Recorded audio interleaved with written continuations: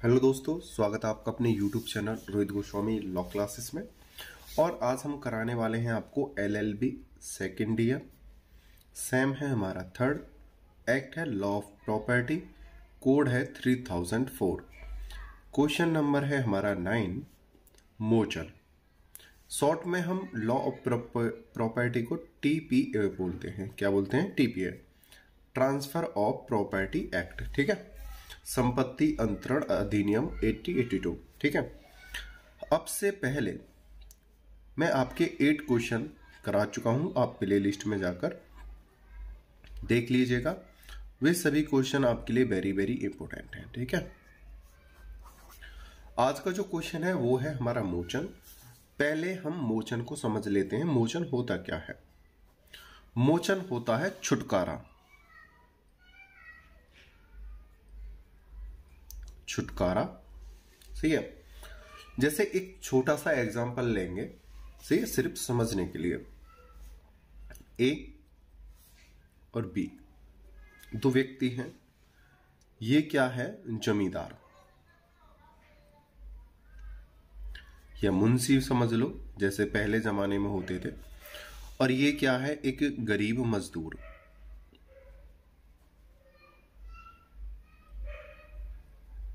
ठीक है, बी को पैसों की जरूरत थी, तो बी ने अपनी भूमि का टुकड़ा, इसके पास क्या थी? भूमि थी। बी ने अपनी भूमि का टुकड़ा दे दिया जमींदार को। ठीक है, जमींदार ने कुछ पैसे किसे दे दिए? बी को, यानी कर्ज। बी ने कर्ज ले लिया अपनी संपत्ति को गिरवी रखकर, और संपत्ति किसके पास चली गई? ए के पास आ गई, ये भूमि। ठीक है, यहां से कट हो गई। अब सबसे पहले बात तो एक ये समझ लेते हैं कि जो भूमि है, भूमि के दस्तावेज गिरवी रखे थे। क्या रखे हैं? दस्तावेज गिरवी रखे हैं।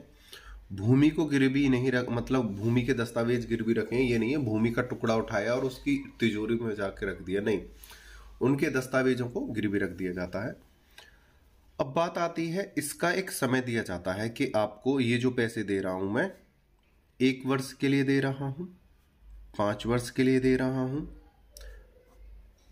या कोई और भी समय निश्चित हो सकता है कि इस समय के अंदर अंदर आप अपना जो ऋण है, जो कर्ज आपने लिया है, उसे चुका देना और अपनी भूमि के कागज ले जाना। समय बीतता है और 1 वर्ष या 5 वर्ष का जो और भी कोई अन्य जो समय दिया था, वो समय जैसे पूरा होता है, तो उसके बाद बी, ये पूरा होने से पहले बी उसके जो पैसों को लौटाने जाता है ए के पास। ठीक है, बी जाता है किसके पास? ए के पास, जो कर्ज था उसे चुकाने के लिए। कर्ज दे देता है ए को, तो ये जो भूमि जो इसके पास जो गिरवी थी, ये क्या हो जाएगी? मोचन। भूमि का क्या हो जाएगा? मोचन। यानी ये क्या हो जाएगी? छुट जाएगी। किससे? ए के कब्जे से, जो जमींदार ने रख रखा था। इसको कहते हैं मोचन। समझ गए? उम्मीद करता हूं ये आपको समझ में आ गया होगा एग्जाम्पल। ठीक है, अब इसको समझते हैं अपने क्वेश्चन के द्वारा। इस आमतौर से बोल सकते हैं ये जो क्वेश्चन है हमारा है कर्ज के तौर पर, जो हम ऋण लेते या देते हैं ऋण के ऊपर, यानी ये है कर्ज के ऊपर। रिडीम, आगे समझते हैं। क्वेश्चन है हमारा, मोचन का अधिकार एक विधिक अधिकार है जिसे किसी शर्त को लगाकर रोका या समाप्त नहीं किया जा सकता है। विवेचना कीजिए, या ये क्वेश्चन इस प्रकार से आ जाएगा, बंधक का मोचन क्या है? बंधक के ही साम्य पर प्रतिरोध के सिद्धांत को बताइए और उदाहरण दीजिए। यह भी समझाइए कि कौन सी शर्तें अवरोध हैं तथा कौन सी नहीं। यह क्वेश्चन इस प्रकार से आ सकता है, मोचन के साम्यिक अधिकार और मोचन के अधिकार में अंतर कीजिए। साम्यिक अधिकार और मोचन के अधिकार में अंतर कीजिए। देखो, क्वेश्चन है हमारा मोचन। अगर यही क्वेश्चन आपका आ जाए बंधक नाम से, तो आप कंफ्यूज ना हो जाना। मोचन का नाम क्या है? छुटकारा पाना या बंधक। इस प्रकार से अगर कोई आ जाए क्वेश्चन तो आप कंफ्यूज ना होना, बात एक ही रहेगी कि क्वेश्चन की डिमांड क्या थी। ठीक है, बंधक का मोचन या खाली आ जाए, यहां ऐसा लिखा आ जाए बंधक का मोचन या लिखा आ जाए मोचन, तो आप कंफ्यूज ना होना कि हमने तो सिर्फ मोचन पढ़ा था, यहां पे आ गया बंधक का मोचन। तो ऐसे मत सोचना। आगे चलते हैं, और चलने से पहले आपसे छोटी सी रिक्वेस्ट है, अगर आपने सब्सक्राइब नहीं किया है तो प्लीज सब्सक्राइब कर लीजिए। आगे चलते हैं। आंसर हमारा संपत्ति अंतरण अधिनियम 1882 धारा 60 के अनुसार। देखो हमारे आंसर में सबसे ज्यादा इंपॉर्टेंट होता है हमारे सेक्शन, तो सेक्शन को थोड़ा अच्छे से लिखना है। बंधनकर्ता मूलधन देय हो जाने के बाद किसी भी समय बंधक धन का भुगतान करके बंधक संपत्ति को वापस पाने का अधिकार, बंधककर्ता के इस अधिकार को बंधक अधिकार रखता है। यहां पे क्या लिख लेंगे हम?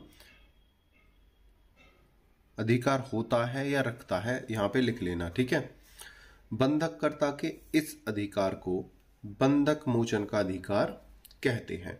जैसा कि अभी मैंने एग्जांपल दिया था, अगर कोई बंधक करता है, बंधक करता कौन है? जिसने अपनी भूमि को बंधक रखा है वो बंधक करता है, जिसने ऋण लिया है वो बंधक करता होता है, और जो बंधक ग्रहीता है वो है ऋण देने वाला। तो बंधक करता पैसे दे देगा और अपनी संपत्ति को छुड़ा लेगा। विमोचन शब्द को अंग्रेजी में रिडीम कहते हैं, जिसका अर्थ है संपत्ति को वापस खरीदना या कर्ज का भुगतान करने के बाद संपत्ति छुड़ाना। अब सपोज करो कोई संपत्ति ऐसी होती है, हमने गिरवी रख दी और हमने पैसा ले लिया, और जो समय दिया था वो क्या है? समाप्त हो गया। तो इस प्रकार से तो वो संपत्ति जिसने ऋण दिया है, कर्ज दिया है, उसके अंडर में चली गई, तो एक प्रकार की उसके अधिकार में हो गई। अब हम उसका ऋण चुकाने के बाद उसे क्या करेंगे? या तो विमोचन कराएंगे या उसे दोबारा से खरीदेंगे, तो उसको कहते हैं मोचन। बंधक की गई संपत्ति पर कोई ना कोई दायित्व आरोपित रहता है। इस दायित्व को समाप्त करने वाला प्रत्येक प्रयास विमोचन कहलाता है। अंग्रेजी कानून के अंतर्गत इसे पुनर्स्थापन का समन्वय कहते हैं। समन्वय कहते हैं। देखो इसे ना बहुत ही सिंपल लैंग्वेज में लिखा है, आपको भी इसी लैंग्वेज में सिंपल भाषा में लिखना है। ऊपर नीचे थोड़ा बहुत अपनी लैंग्वेज में आप फिर बदल कर सकते हो।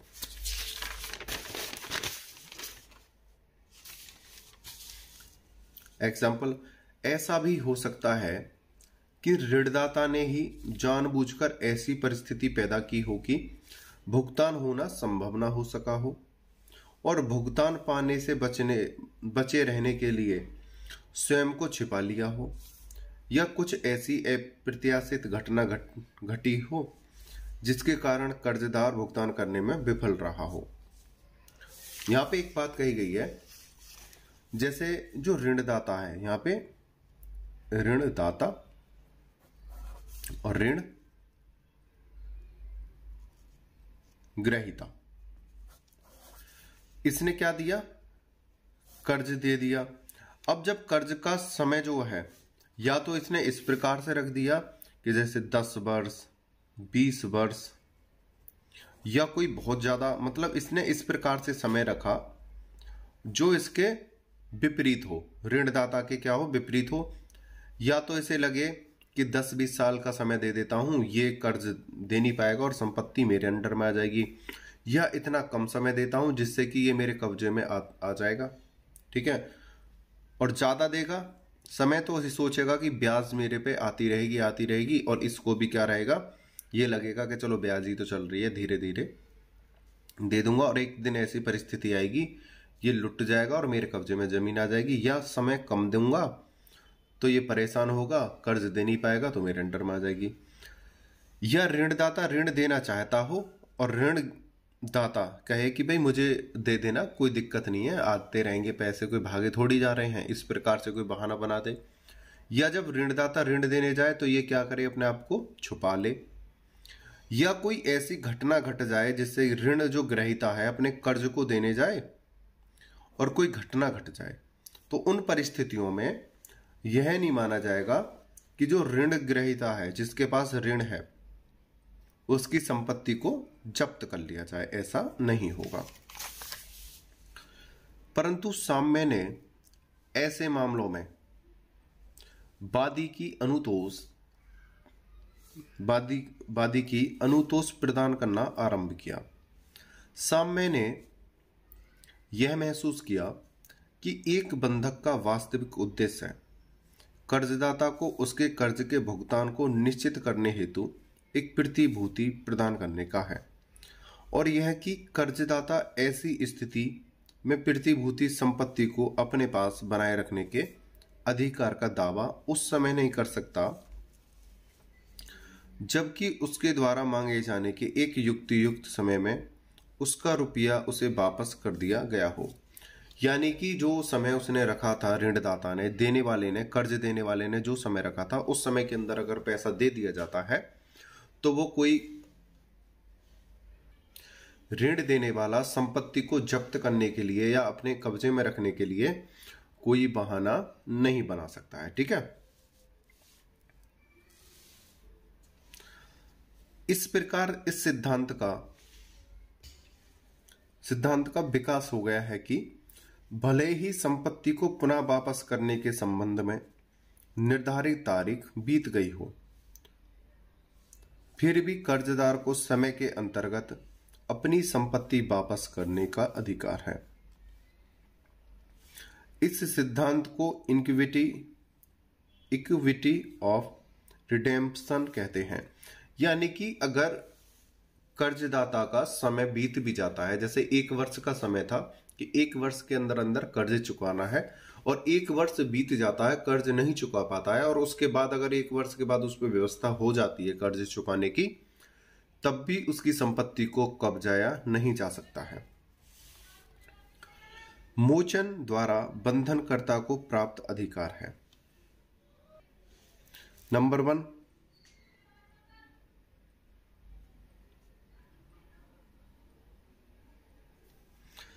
बंधक ग्रहीता से संपत्ति संबंधी समस्त दस्तावेजों को वापस प्राप्त कर सकता है।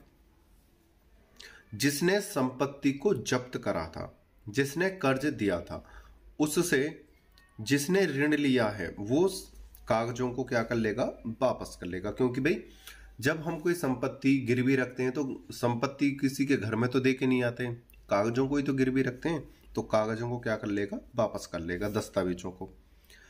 वह बंधक संपत्ति का कब्जा पुनः वापस ले लेगा। जो अधिकार उसने दे दिया था उसको पुनः अपने पास ले लेगा।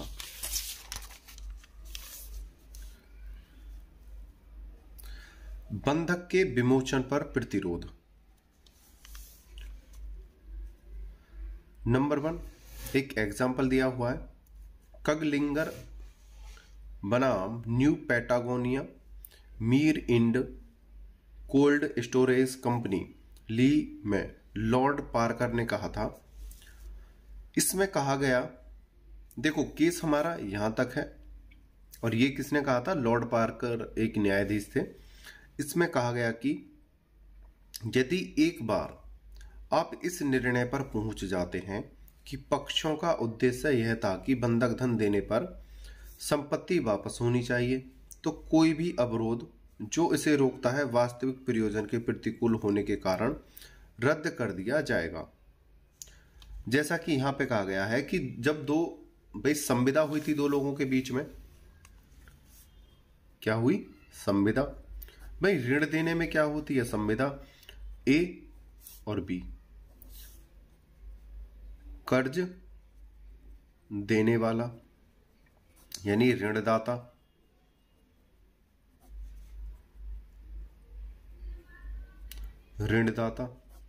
और ये है कर्ज लेने वाला,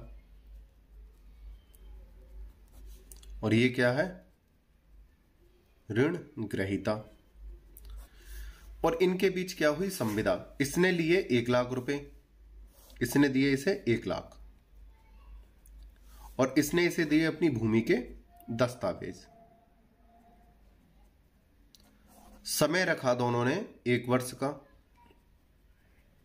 ठीक है, अगर किसी कारण से कोई ऐसी परिस्थिति उत्पन्न हो गई, भाई संविदा हुई है 1 वर्ष की, लेकिन बी के पास कुछ ऐसी समस्या आ गई कि वो 1 वर्ष के अंदर पैसे नहीं दे पाया, 12 महीने में नहीं दे पाया, अब उसे 14 महीने या 15 महीने या 16 महीने हो जाए, और ये सारी जो घटना है एक ही क्या रहे, नजर में रहे, और उसको भी लगे कि हाँ भाई ये जो घटना हुई है सही नहीं हुई है, या किसी कारण से भी जो पैसे देने में असमर्थ हुआ है, चलो थोड़ा सा टाइम और दे देता हूं, तो ये जो संविदा है उसके अंतर्गत इसकी संपत्ति को फिर भी वापस कर दिया जाएगा, ये धन दे देगा और ये कब्जा बी को पुनः वापस कर देगा।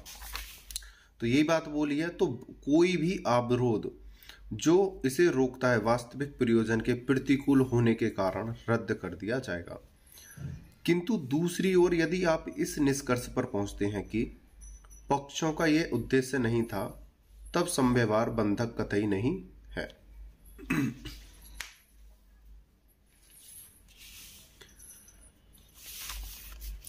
और दूसरी बात, ये बंधक तो हो जाएगी जमीन, इसमें क्या है, 1 वर्ष के अंदर नहीं दी थी, लेकिन इसने बोला कि भाई चलो उचित कारण था तो हम इसे वापस कर दें, तो 1 वर्ष के अंदर अंदर इसने क्या कर ली थी, बंधक बना भी ली थी, क्या, जमीन। दूसरी बात में क्या बोला है कि बेशक आपने 1 वर्ष के अंदर आपका अधिकार हो गया था उसे बंधक बनाने का, और अधिकार में आपने बंधक बना भी लिया था, लेकिन हमारा कॉन्ट्रैक्ट कैसा था, वापस करने का, तो आप क्या करोगे, उसे वापस करोगे, बंधक नहीं बनाओगे। हालांकि 1 वर्ष के अंदर तो बंधक हो गई थी, लेकिन किसी अवरोध के कारण आप उसे अब बंधक नहीं बनाओगे। ऐसा क्या है, बंधक मोचन का है। और आगे समझते हैं कौन सी शर्त अवरोध है। नंबर 1, चूक होने पर विक्रय की शर्त। यह शर्त कि यदि हम लोग आपका धन निश्चित तारीख को अदा नहीं करते हैं तो हम इस दस्तावेज को विक्रय पत्र समझा जाने का करार करते हैं, बाधा निर्धारित की गई। ये है कि अगर हम कोई निश्चित समय पर आपका कर्ज नहीं चुका पाएंगे तो जो हमने दस्तावेज दिए हैं वो क्या है, आपके हो जाएंगे, विक्रय पत्र समझा जाएगा। दूसरा, बंधक के दौरान अन्य संक्रमण को रोकने की शर्त है कि बंधककर्ता बंधक के चालू रहते हुए संपत्ति अन्य संक्रमण नहीं करेगा, गैर कानूनी मानी जाएगी। इसने जो संपत्ति एक के कब्जे में दे रखी है, इस संपत्ति को जब तक ये कब्जे से नहीं छुड़ा लेगा, हो सकता है उस पर लोन ले रखा हो, ठीक है भाई, लोन भी तो हो सकता है, ये थोड़ी है किसी गांव के व्यक्ति को दे रखा हो, लोन भी ले सकता है। जब तक इस संपत्ति पर कर्ज है, लोन है, तो ये किसी अन्य व्यक्ति को उसे दोबारा बेच नहीं सकता है और उसे किसी दूसरे को गिरवी नहीं रख सकता है, जो वो क्या होगा, गैर कानूनी। और ना ही कौन रख सकता है, जिसके अंडर में संपत्ति है वो भी नहीं रखेगा। बेशक उसका अधिकार है कागजों को अपने पास रखने का, वो भी ना तो बी ही किसी को दे सकता है, ना बेच सकता है, और ना ही ए उसे बेच सकता है या गिरवी रख सकता है कहीं और। नंबर 3, अंतरण पर प्रतिबंध।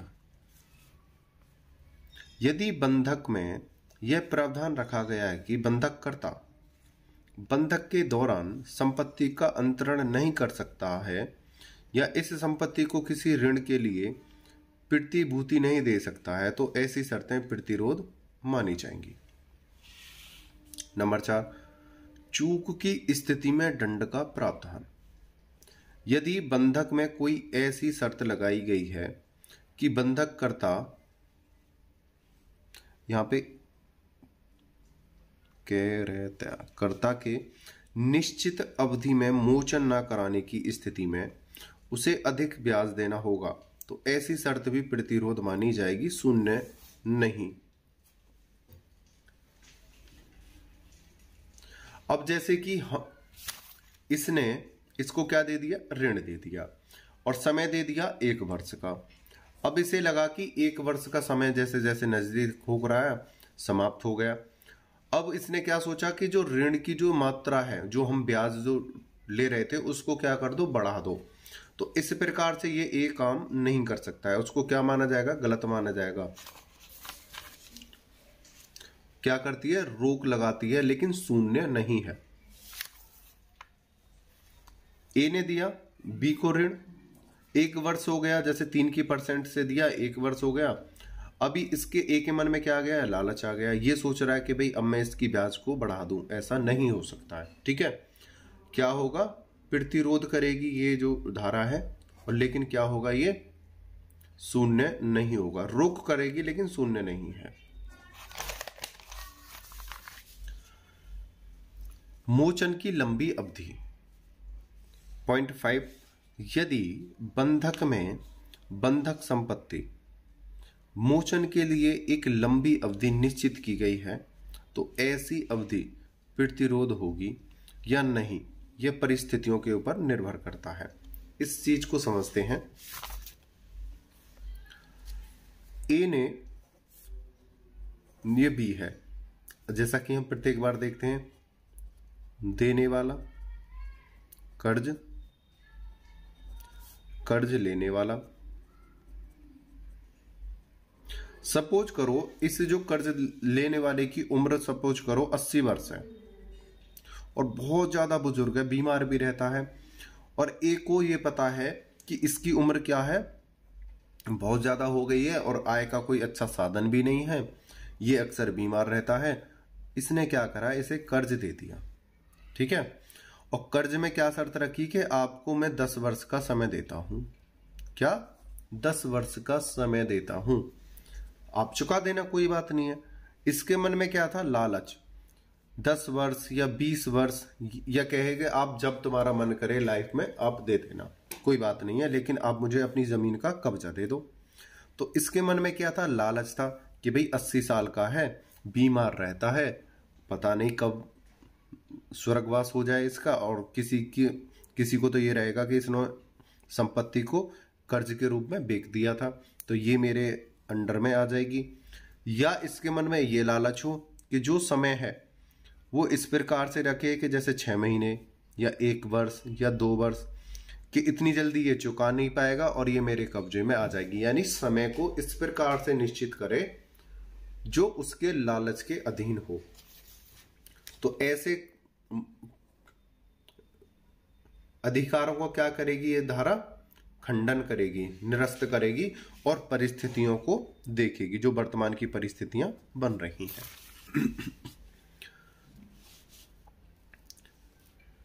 न्यायालयों ने लंबी अवधि को उन मामलों में सही ठहराया है जो किसी संदेह से परे उचित थे। मतलब न्यायालय कह रहा है अगर किसी उस उद्देश्य से दिया है कि चलो इसे एक लंबा समय दे देते हैं, आराम से धीरे धीरे देता रहेगा, लेकिन न्यायालय कह रहा है अगर किसी अच्छे उद्देश्य से समय दिया है, कम या ज्यादा, तो सही है। अगर आपने मन में लालच रखते हुए या उसकी जमीन को कब्जाने के उद्देश्य से ये समय जल्दी या कम ज्यादा कर दिया है, तो ये क्या होगा, गलत होगा। ये किस पे डिपेंड करेगा, उसकी वर्तमान की परिस्थितियों को देखने के बाद। ठीक है। सेठ गंगाधर बनाम शंकरलाल 2000, उच्चतम न्यायालय ने यह निर्णय दिया है कि 84 वर्ष के लिए मोचन का स्थगन मामले की परिस्थितियों के अंतर्गत मोचन का अधिकार पर रोध नहीं है, क्योंकि अनुचित नहीं था। ये क्या था, 84 वर्ष के लिए मोचन का स्थगन, ये क्या था, बिल्कुल गलत था। आगे देखते हैं।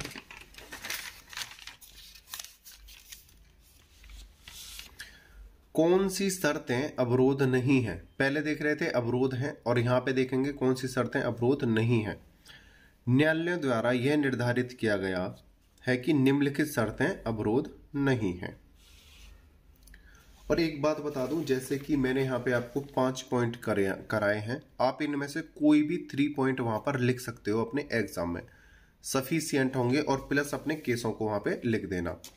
ठीक है, आप ये ना सोचना सर ने 5 पॉइंट कराए हैं 5 ही लिखें, ये थे आपको समझाने के लिए। आप सिर्फ वहां पे सिर्फ और सिर्फ 3 पॉइंट और 2 केसेस लिखोगे, ठीक है।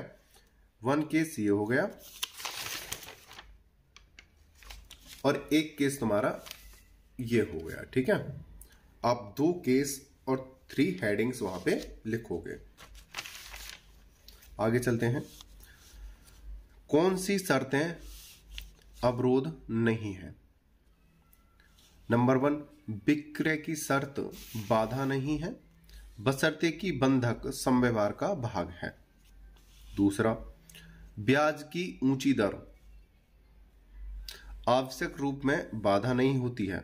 तीसरा, बंधक ग्रहीता को पारिश्रमिक देने की शर्त बाधा नहीं है।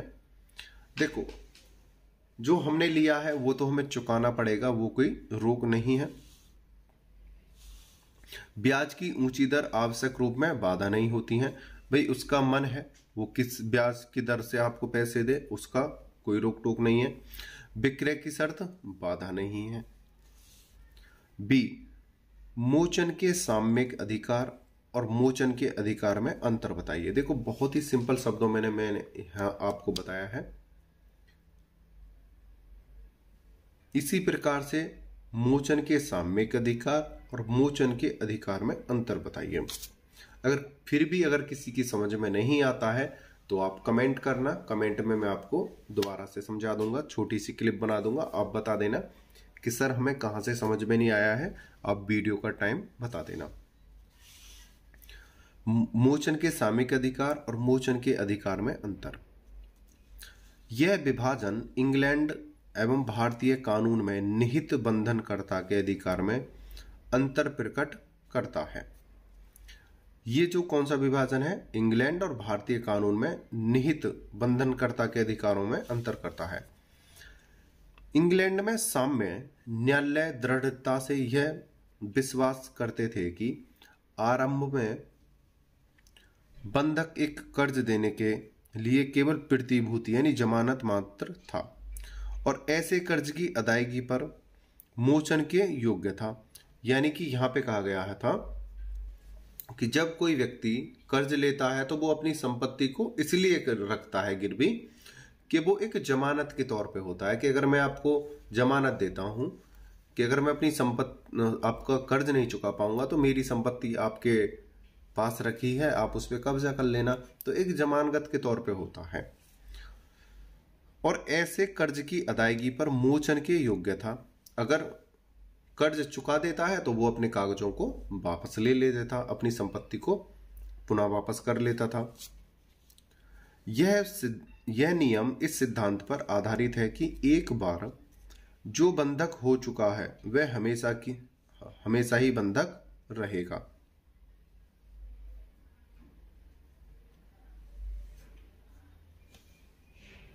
इसको पढ़ते हैं, देखो दोबारा।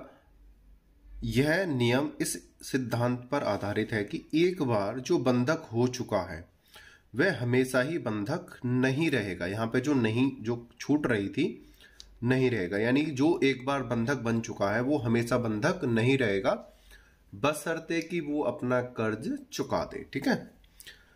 इसका अर्थ यह है कि पक्षों के बीच स्पष्ट संविदा यानी कॉन्ट्रैक्ट हुआ हो, संविदा द्वारा भी मोचन के इस अधिकार पर कोई रुकावट नहीं लगाई जा सकती। आपस में ही देखो कोर्ट में जाने की या कोई अन्य बात करने की कोई जरूरत ही नहीं है।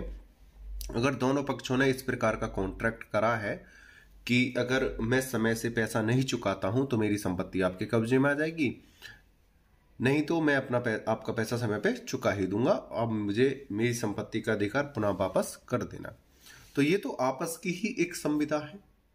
और इसमें कहा गया है अगर निश्चित समय में अगर पैसा नहीं चुकाया जा रहा है, किसी कारण से, उचित कारण से आप थोड़ा और समय मांगना चाहते हो, तो जो बंधक ग्रहीता है जिसने संपत्ति को जब्त करा है वो आपको थोड़े समय के बाद भी आपकी संपत्ति वापस कर देगा बशर्ते कि आप उसका पैसा चुका दो।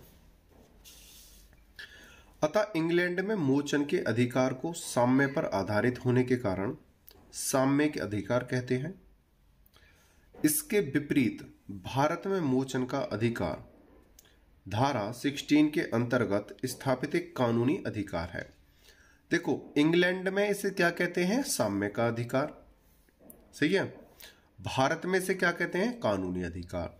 तथा कोई भी शर्त जो इस अधिकार के प्रतिकूल लगाई गई है गैर कानूनी और शून्य होगी। उन्होंने कहा है, अगर कोई व्यक्ति कर्ज लेता है और अपनी संपत्ति को गिरवी रखता है, अगर जिसने गिरवी रखी है, मतलब जो कर्ज देने वाला है, अगर उसने कोई उतार चढ़ाव करा उसकी संपत्ति को जब्त करने के लिए, तो वो क्या होगा? गैर कानूनी होगा और शून्य होगा। कर्ज देने वाले का उद्देश्य या उसके मन में अगर कोई लालच रहा हो कि मैं कुछ ऐसी घटना घटे या कोई ऐसा समय दूं जिससे ये परेशान हो और पैसे ना चुका पाए और संपत्ति मेरे कब्जे में आ जाए, तो ऐसे संविदा को, ऐसे अधिकार को, ऐसे समय को क्या करती है? हमारे भारतीय कानून की धारा 60 खारिज करती है और क्या मानती है? गैर कानूनी और शून्य होगी। उम्मीद करता हूं यह क्वेश्चन आपको समझ में आया होगा। आपने वीडियो को अंत तक देखा, मुझे अच्छे से सुना, उसके लिए धन्यवाद। प्लीज आपसे रिक्वेस्ट है, चैनल को सब्सक्राइब एंड लाइक कर दीजिएगा और अपने दोस्तों में शेयर कर देना। चलते हैं, अब नेक्स्ट वीडियो में मिलते हैं आपसे। टेक केयर, बाय बाय, जय हिंद, जय भारत।